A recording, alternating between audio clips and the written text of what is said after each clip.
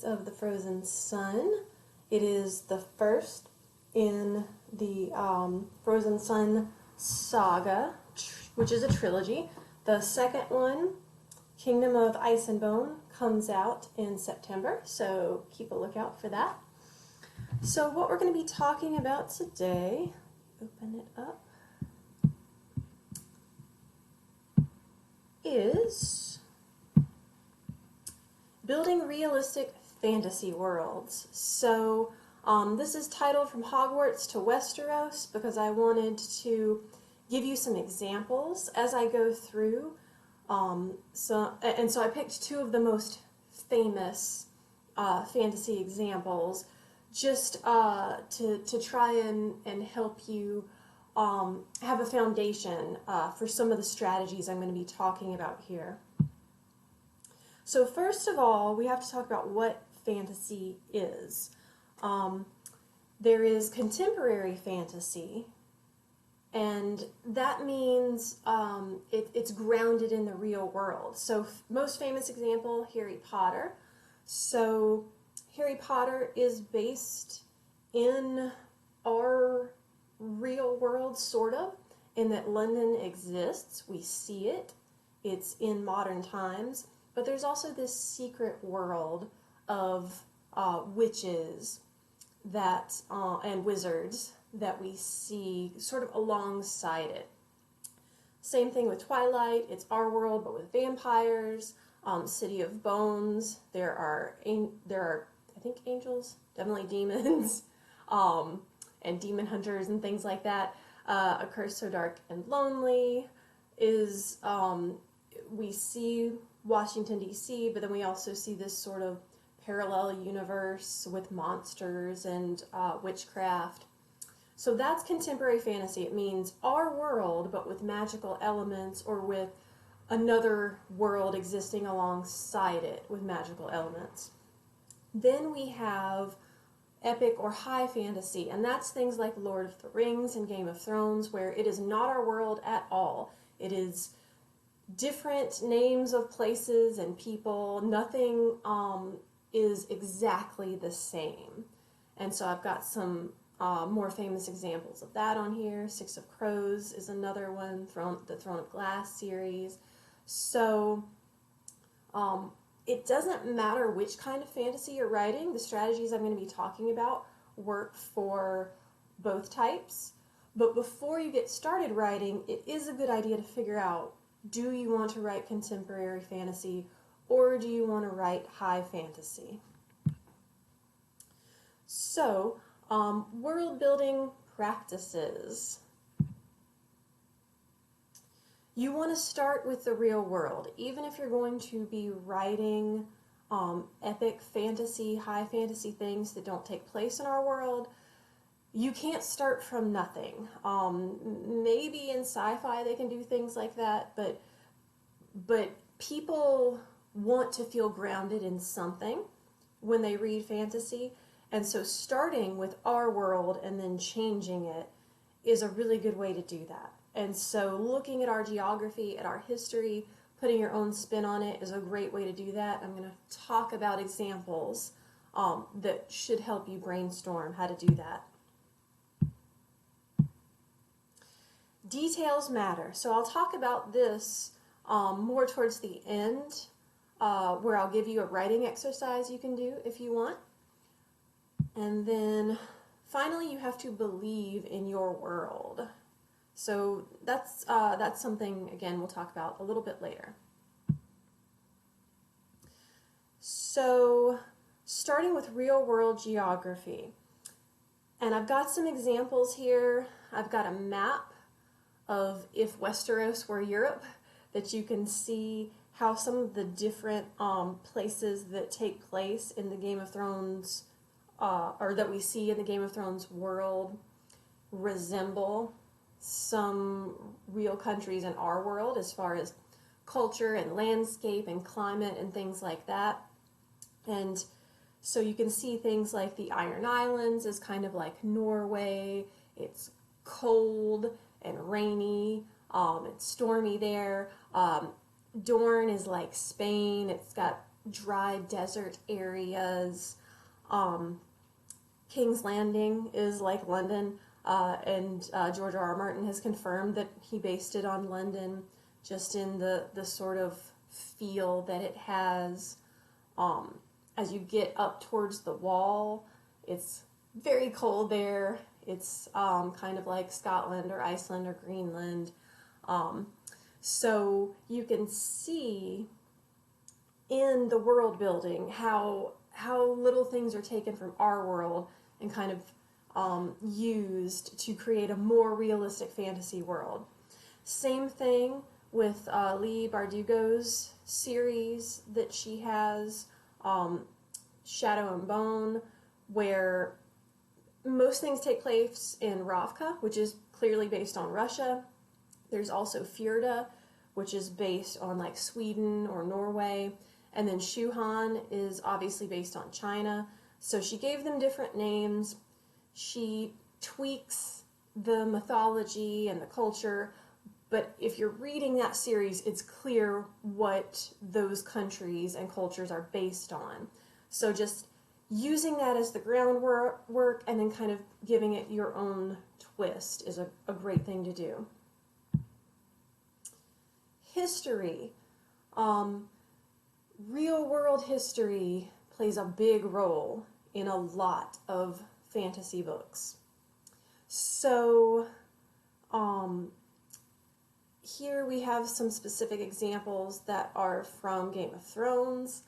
Things like the whole thing with these warring families all trying to take control is based on the War of the Roses, where these mainly two and then a third one came along towards the end, different families whose family sigils all had a rose in them were battling for control of England.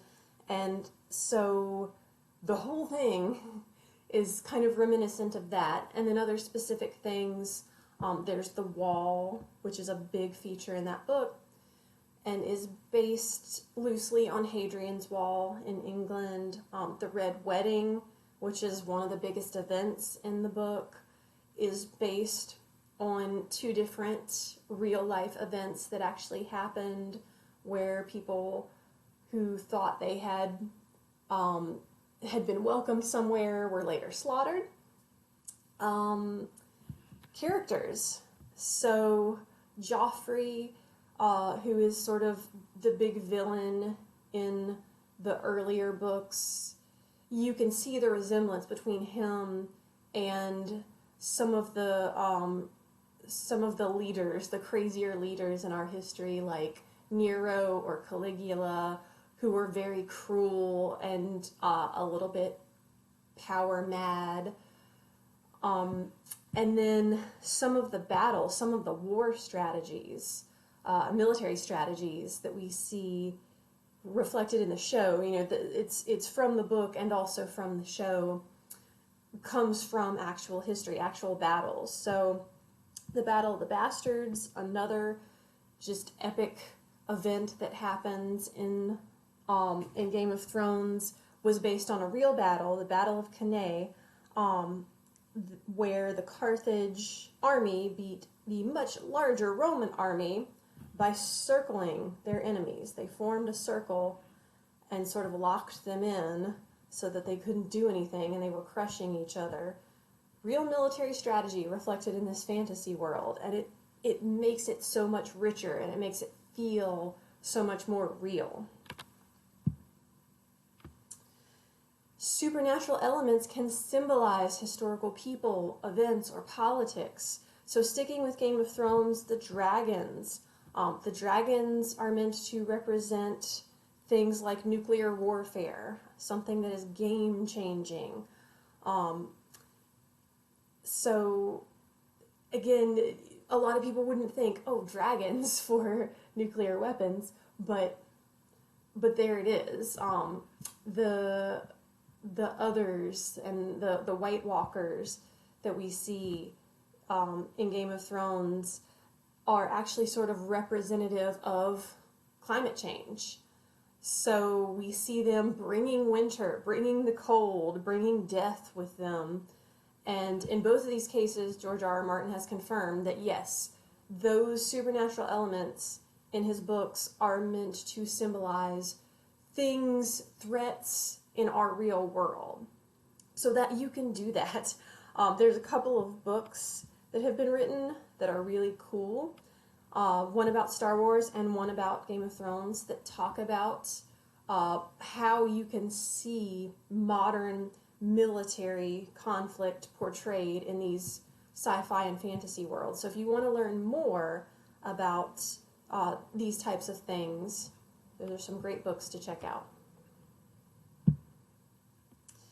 Now we're switching to Harry Potter, and again, supernatural elements can symbolize historical things. So, and everything I'm going to say has been confirmed by J.K. Rowling, that the Death Eaters are based on racial purist groups like the Nazis and the KKK, that Voldemort is, loosely, I wouldn't say based, but is somewhat inspired by Hitler. We see the elves and how they are treated in these books, and that's sort of representative of slavery, indentured servitude, that sort of treatment of people as being less than human, reflected in what happens to the elves. The goblins are meant to represent the stereotyping and the horrible treatment of Jewish people, especially back during Holocaust times. And so, again, we see an author taking things from the real world, using it to influence and inspire her, and coming up with something completely new and fresh that still teaches lessons. So you're going to have to do some research if you want to write good, rich, historically based fantasy, but you don't have to do a ton. I am not in love with research. I would never just sit down and read a textbook. I like to do research on the fly, so I will be writing and then I'll go, I need to know about this thing. And I'll do a Google search and I'll read some articles on it, get some information, use that to help inform whatever scene I'm writing. So you don't have to sit down and do a ton of research. You also don't have to necessarily read textbooks. Another great way to find information is by looking at authors who have done the research and reading their books. Instead of reading historical fantasy, read some historical fiction on whatever it is that you're interested in and see what sort of information you can get through that. Because those authors have already done the work for you. So when I was writing my book, one of the authors that I turned to a lot was Juliet Marillier, because she'd done tons of research and written multiple books that took place in the ancient Celtic world, in the ancient Viking world, and so I looked at what has she written about, and then I took some of that and mixed in some fantasy and made it my own, but that's another option for you. Believe in your world. If you don't, no one else will. So this is just a quick note to say that if you feel silly when you start writing, you are not alone. When you're writing fantasy, especially, it can feel a little like, oh, I'm just making up these characters, I'm making up this world, none of this is real. And when you talk to people, you feel a little silly. They ask you what you're writing, and you're like, oh, I'm writing about this world that doesn't exist. But you have to believe in it, that you have to remember that there was a time when there was no Star Wars. It was just an idea in George Lucas's head. And now it is sort of its own language. You can talk to almost anyone in the world and they'll know what Star Wars is. They'll know what a Jedi is. And so there was a time when that was as not real as whatever you're writing. But to make it come alive, you have to really believe in it. Because if you don't, it's going to come through in your writing. You have to believe in your world and your characters and make them real in your imagination so that you can make them real on the page, so that other people will read those pages and it will become real for them. So make sure that the more invested you get in your writing and in your characters, the more you start to believe, so others will believe as well. So where did my inspiration come from? My historical inspiration, I was in Iceland, which is a country that I really, really love. I was at the Saga Museum in Reykjavik, which is a wax museum that has exhibits about historical and legendary stories of the founding of Iceland. And so I saw this exhibit about Melkorka Myrkjartensdóttir, and it talked about this legend of a princess in Ireland who was kidnapped by Vikings, sold into slavery, taken to Iceland to be a Viking's concubine. She had a son with her Viking owner, and her son later grew up. She told him the story of where she'd come from. He traveled back to Ireland, found his grandfather who was a king. His grandfather made him an honorary prince of Ireland. It was a neat little story and I liked it. But what was even more fascinating to me was the little note they had on the side of this exhibit about a study that was being done on the DNA of Icelanders. So Icelanders, because they're so isolated, they are the closest descendants to actual Vikings. So there were some DNA tests done on native Icelanders, and what they found in those tests was that the paternal DNA, the DNA that came from their great-great-great-great-great-great-grandfathers, was like 80 to 90% Scandinavian, so mostly from Norway and Sweden. But when they tested the maternal DNA, what they found was about 50 to 60% of native Icelanders had maternal DNA that could be traced back to Ireland and Scotland. And so what historians realized was the Vikings who left Scandinavia, or who left mainland Scandinavia to travel to Iceland, stopped in Ireland and Scotland on the way to steal women to be their wives and concubines in Iceland. And I went, that is a story, because I got this image in my head of an Irish girl standing on a shore watching these Viking longships come up on the sea and just being amazed and terrified.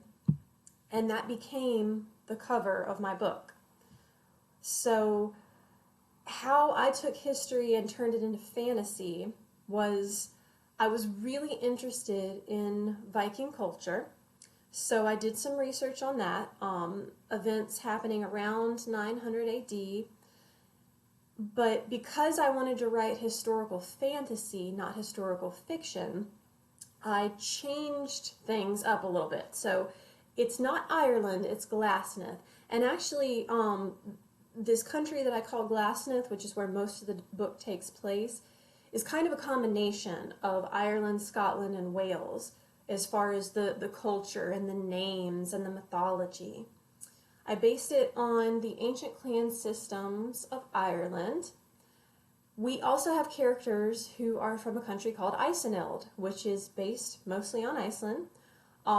These invaders are based on Vikings, and most specifically on the Viking phenomenon of the Berserker, which you can look up if you're interested in. It's really cool.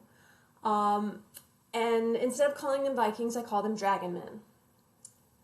So I did some research on Norse and Celtic culture, religion, mythology, history, and then I took all that information and sort of digested it and spun it into my own thing. And one of the things that I did was make up a language. So this is something you might come across as well in your writing, is you have a fake country that you have based on other real countries, and you might want to have a language for them. So here's what I did to make up a language that felt authentic. I was lucky enough that because I wanted something that felt Norse, that there were 4 different languages that I could look at. So what I did was everything I wanted to say in Icelandic, I looked up in Icelandic, Danish, Swedish, and Norwegian, and I made a spreadsheet of what I wanted to say and how it would be said in those different languages, and then I sort of just combined and tweaked the words so that anyone who was a native speaker of any of those languages would be able to look at this Icelandic language and see the similarities, but not be able to translate the words. So it feels authentically Norse without being any of those specific languages. So there's a tip if you're going to be inventing your own language. So here's your writing exercise if you are interested. Pick a real geographic place or event and try putting your own magical spin on it. So think about what fantasy elements exist in this world. Where did these elements come from? How do they shape this world? And details. Remember, I mentioned details are important. Here are some things that you want to think about. Now, just for this exercise, just doing a couple is fine. But when you sit down to really write your story, trying to have a detailed sheet of what exists in this world, what is it like, it's going to help you as you're writing. It's going to help you to already have that stuff planned out. So landscapes, what different landscapes are there? Are there different regions? How long does it take to get from one place to another? Make yourself a map. This is something I did wrong when I started my book, because I didn't have a map. And so when people would travel, I would just be like, oh, they got on their horses and then they were there. And I had readers going, no, you can't do that. You have to tell us. You have to show us the distance. You have to tell us a realistic time that it would take to get from one place to another. So I made myself a map. You can find it at the beginning of the book. And I've made myself a map for every story I've written since. So that's a great thing to do. And there are a lot of free or cheap map making programs for fantasy stories that you can find online. Climate, seasons, do you want to base them on our world, or do you want them to be different? So for instance, in Game of Thrones, a season can last for years. Religion, mythology, holidays, you want to have a sense of those things. And starting with what we have in our world, not just what you are familiar with, but looking at other cultures, other religions you might not know very much about, and then making your own version of a religion that takes different elements from Christianity and Buddhism and paganism and Hinduism. Doing that, it's a great place to start, is to look at what's real and then make your own version. Government and politics, is this a kingdom? Is it a chiefdom? Is it an empire? Is it a republic? You want to think about those sorts of things, because all of this is going to, if not feature directly into your story, it's going to be in the background, and people are going to want to know, what does this world look and feel like? Weapons and technology. Are you going to have swords, or are you going to have guns? You have to think about those sorts of things. Are you going to be, is it the Middle Age and there is very little technology, it's very basic, or is it going to be more modern? Is it going to be like we're in our normal times with, electricity and possibly computer technology, more sort of steampunky? Or is it going to be fueled by magic? That's another thing you have to think about. languages and names of people and places. I've already talked a little bit about that. If you are starting from the real world and looking at a specific country or several countries and using that as a starting point, that can be really helpful for looking at, here's what the names of people and places in this area are. Let me change it up a little bit. Let me come up with things that sound similar but not exactly the same. Games, songs, folk tales, all of those things, you want to have a few in mind and just sort of sprinkle them in when it's appropriate to give your readers a sense of what does it feel like to live in this world. And you can look, the best way to learn, at least from my experience, is to look at what other people have done. So I wanted to have a song in my book, so I looked at songs from other books. Most specifically, I looked at the song that Katniss sings in, I think it's Catching Fire, maybe it's Mockingjay. And I looked at, the song about the hanging tree, and I was like, that's really cool because it tells us so much about that world and that little song. So looking at other examples, looking at folk tales, the way that legends are told in other stories, and then going, okay, how can I work that into my book? That's a great way to learn.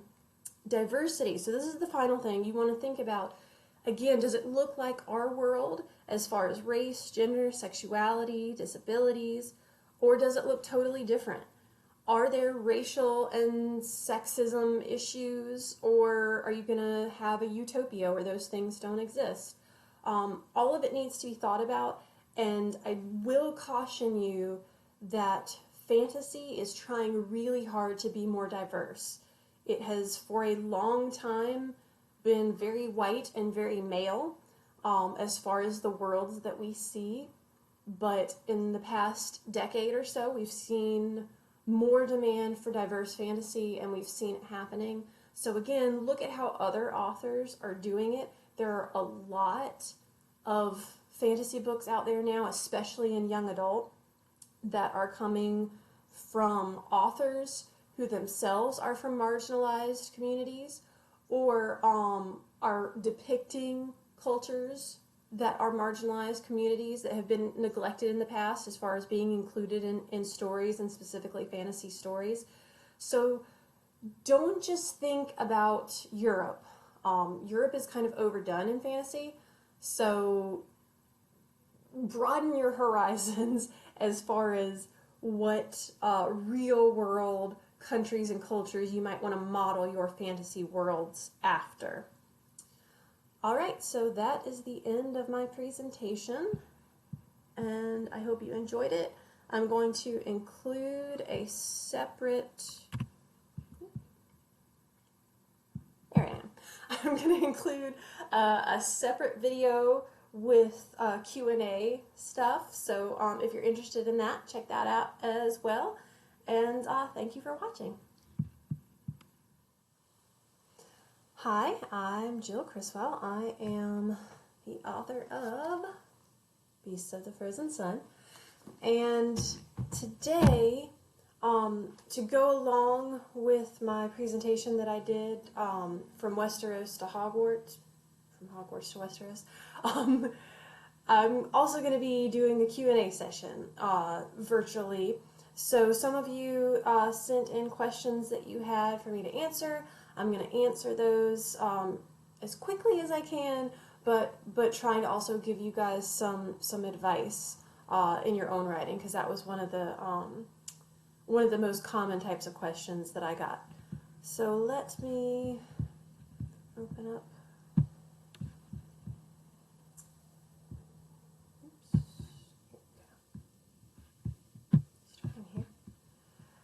Okay, so Q&A.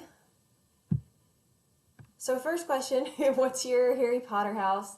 I am a Ravenclaw through and through. They are all about the work ethic, and that really resonates with me.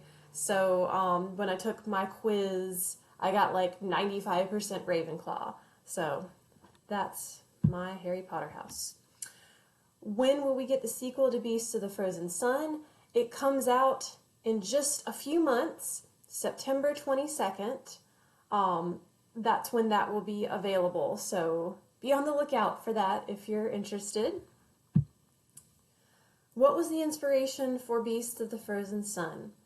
So my travels to Iceland were where I got the idea for creating this sort of Viking-inspired, Celt-inspired world.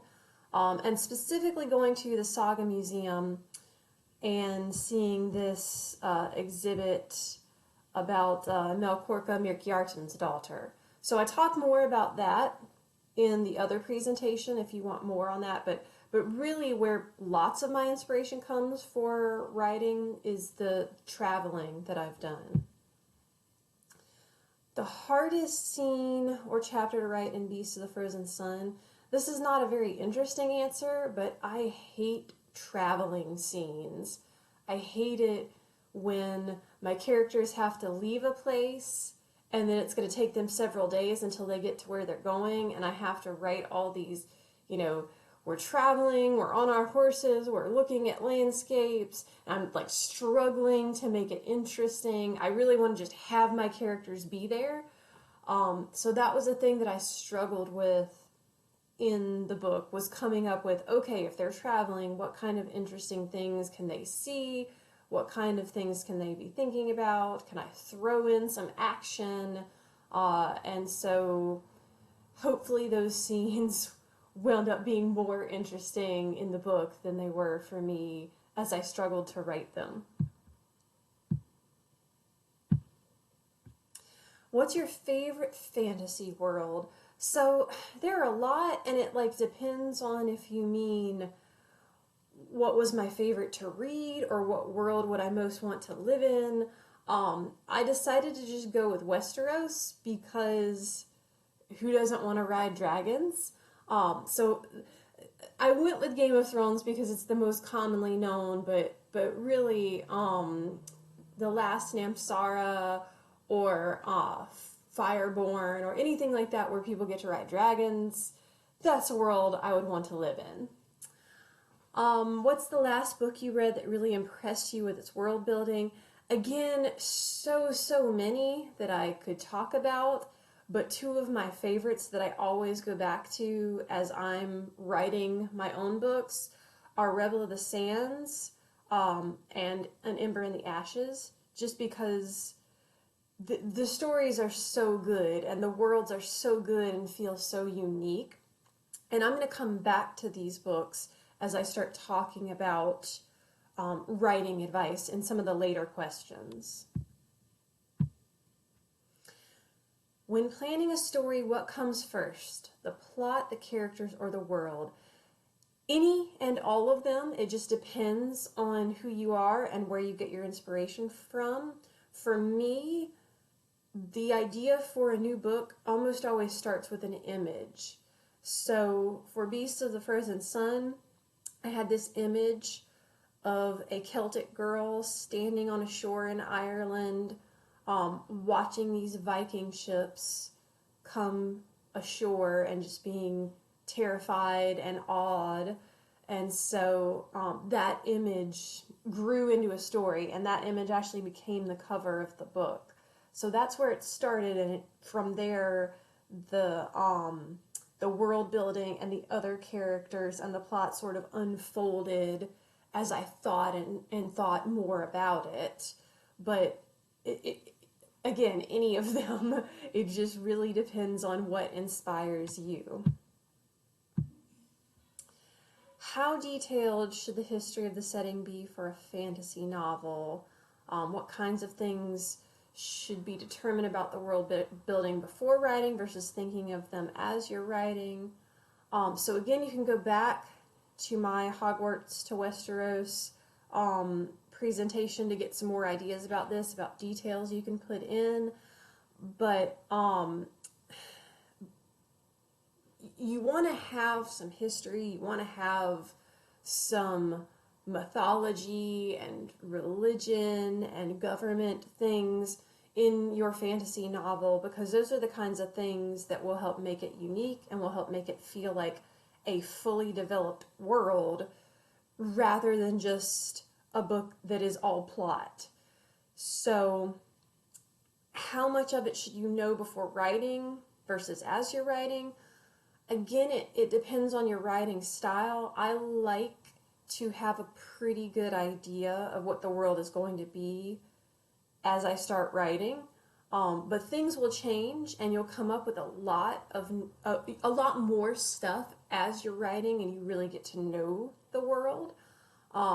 So yeah, I think have some of that figured out before you start, but also know that as you write, you'll have more things come up by necessity, because you'll need to know, oh, okay, they're traveling to this place, what's happening there, how is it different from the place they just came from, and then you'll have to make that up on the spot. But that will often give you more ideas of other things you can add back in and other things to add later. And so yeah, I mean, have some ideas before you get started, but be open to changing those ideas or having a lot of new stuff come up as you're writing your book. What techniques do you use to manage a complex plot so that you stay organized and maintain continuity with the world and events? Outlines. So, basic, and you don't have to make notes of every single thing, but basic things you want to keep track of. Who your characters are. So I always keep a sheet that is, here are the names of my characters. And one thing that's helpful about that is that you don't want your characters, any of your main characters, to have names that sound too similar. So a thing that I often have to do is I have a character name and then I have another character's name and I'm like, oh wait, no, those sound too similar, so I have to change them. And seeing them all next to each other helps me keep that straight. Names of places is the same sort of thing. I've before named places where it was almost the exact same name and then gone, oh wait, I already used a name that sounds really similar to that. So that will help you keep that straight. Timeline of events. So this is more about what day is it, what month is it, what season is it daytime or nighttime. Keeping a list of that as you're going through your book will help you not make those kinds of mistakes. I highly encourage you to make yourself a map of your world, either hand-drawn one, or you can find lots online of fantasy map making programs that are either free or don't cost very much. And you can mark your locations, make it look however you want it to look. You can have different features on it. But even if whether you do it on a computer or just hand draw it, it's helpful to think about what's different about these places, what sets them apart. Is it the climate? Is it the religion? Is it the landscape? And to just make little notes of that. That way, as you're moving through your book, you might get mixed up. I get mixed up sometimes. So going back and going, okay, these characters are in this place. What is this place like again? And I have gotten to the point where I go so far as to look up what are their most common natural resources and what are they trading, and which is like really trying to get into the cultures of the different places to make sure they all feel different from each other. And again, to stay organized, keep a list of it. You can just have something that you write down on paper or a Word doc where you keep it all straight. But yeah, just having something you can open for your own reference is really helpful. What's a good way to really weave the setting and the world into the plot and make it essential to the story?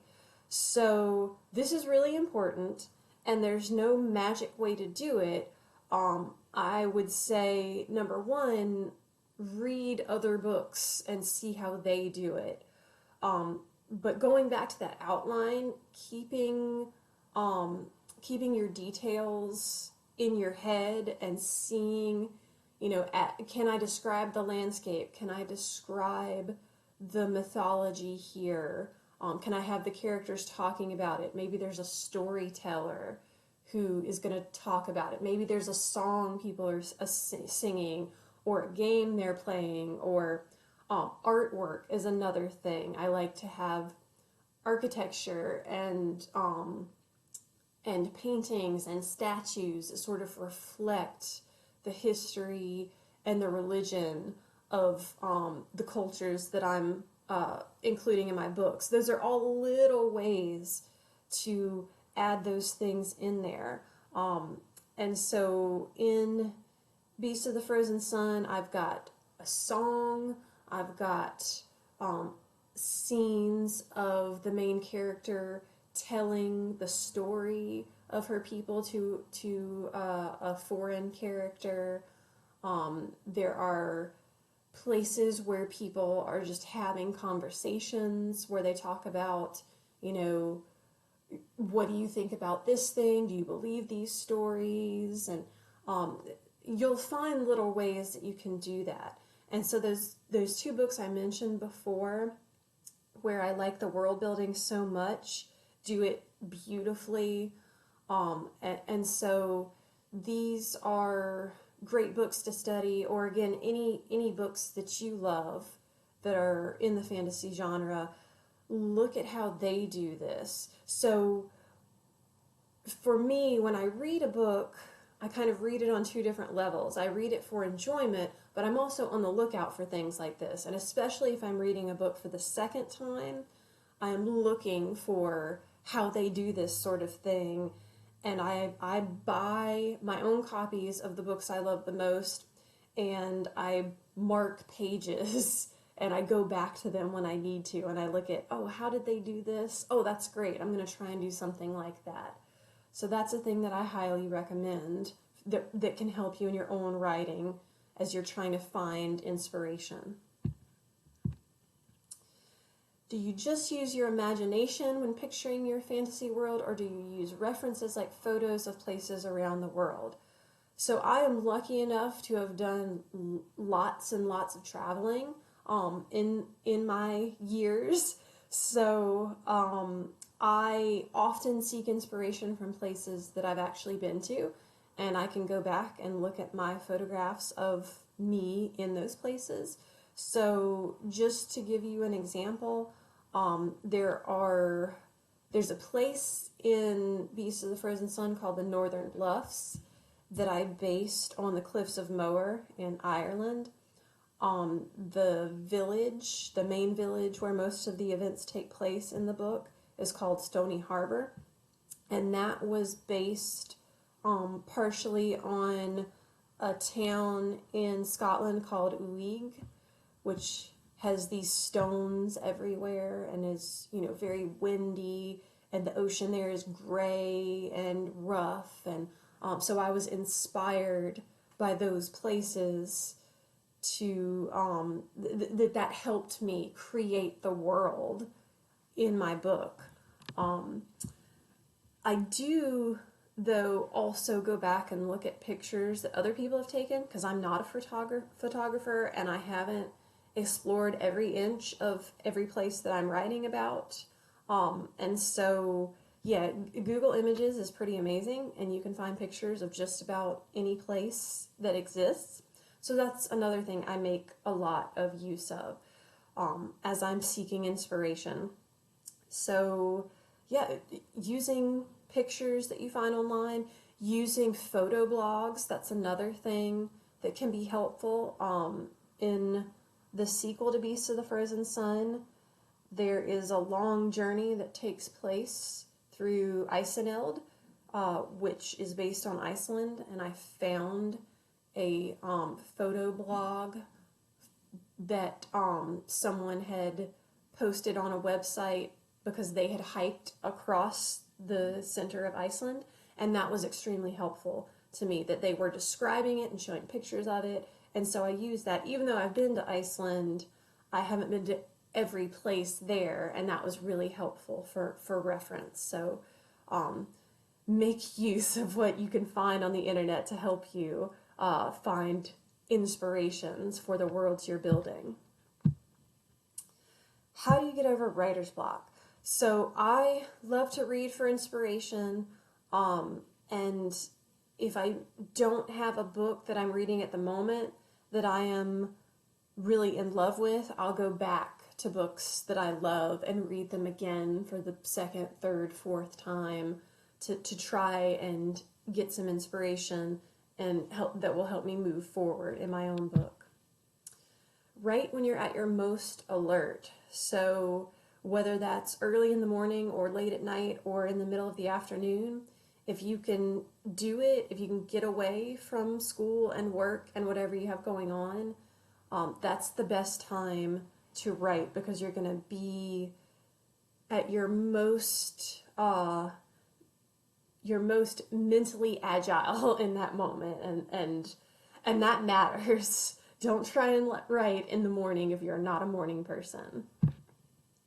Eliminate distractions. So get away from family who's going to be banging on your door, from noisy roommates. Turn your phone off.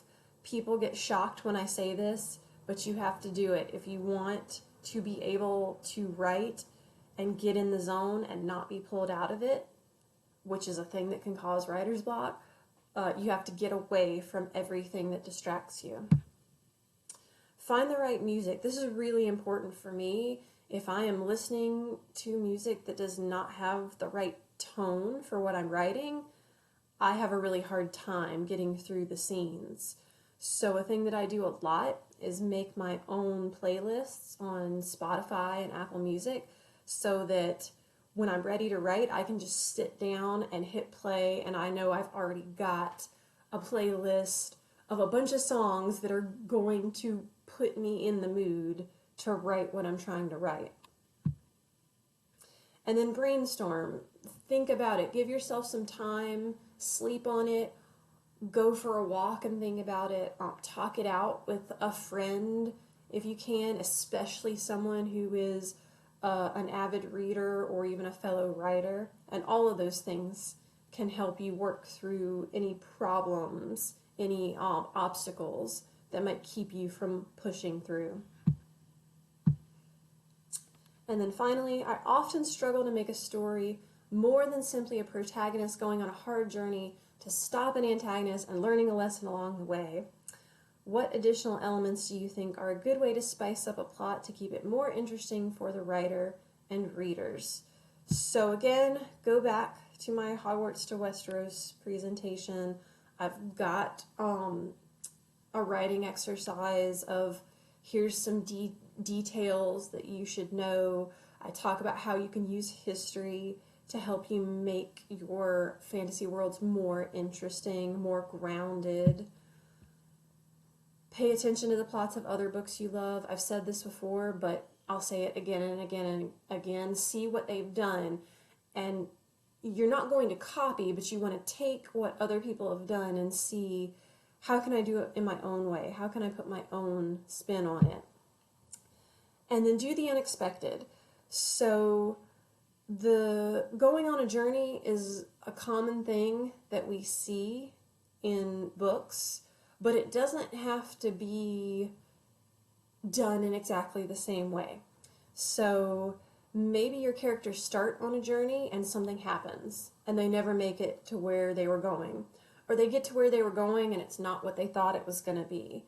And this, going back to the pay attention to plots of other books you love, and going to those other books that I have mentioned earlier, Rebel of the Sands has the first, I guess the middle part of the book is a journey. The two main characters are going on a journey, but before they get there, disaster strikes, and one of the characters gets badly wounded, and the other character has to stop where she's going and help him, and then that leads them on a completely different trajectory. So the other book I mentioned was An Ember in the Ashes, the sequel to that, A Torch Against the Night, has a journey in it as well, but there's other interesting things going on. On the journey, different things happen. One of the characters has been poisoned and keeps having hallucinations, which make it interesting.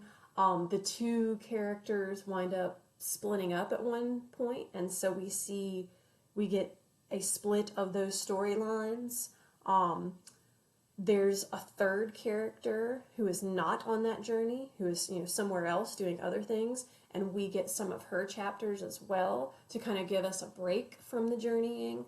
So think about how can you take that standard journey story and mix it up and do other things with it. And this is the same for other types of commonly seen fantasy tropes that you might be doing, like the chosen one, or the competition story. Try and look at how it's been done in the past and think about ways you can do it that make it different and unexpected and something we haven't seen before. All right, so that is my Q&A session. I hope that was informative and that you enjoyed it.